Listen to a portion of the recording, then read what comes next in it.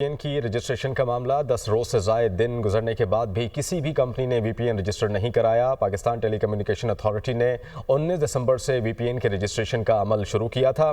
ज़राए PTA के मुताबिक अभी तक किसी भी जानिब से VPN रजिस्ट्रेशन की दरख्वास्त नहीं मिली। बात करने के लिए हरीम जदून इस्लामाबाद से हमें ज्वाइन कर रही हैं। हरीम, बताइएगा क्यों अभी तक कोई दरख्वास्त नहीं दी गई किसी की जानिब से VPN रजिस्टर करने के लिए?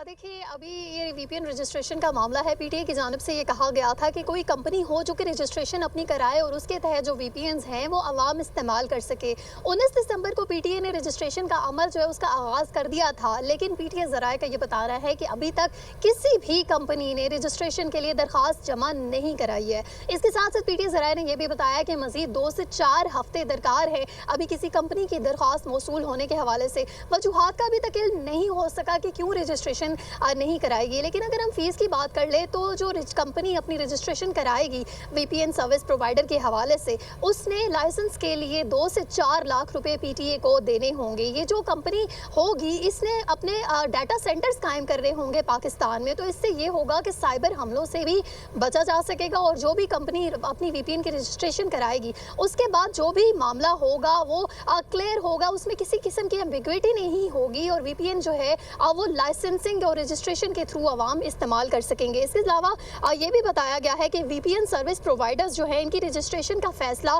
तमाम स्टेक होल्डर्स की मुशावरत से किया गया था। और ये भी बताना है कि जो कंपनीज हैं ये अभी इस लाइसेंसिंग के अमल के हवाले से अभी देख रही हैं कि हमें आगे क्या करना है, लेकिन आगे अभी तक कोई दरख्वास्त इस हवाले से मौसूल नहीं हुई है PTA को। ठीक है, दरख्वास्त मौसूल नहीं हुई PTA के जानिब से ये बताया गया है। आप हमें अपडेट कर रही थी हरीम, बहुत शुक्रिया।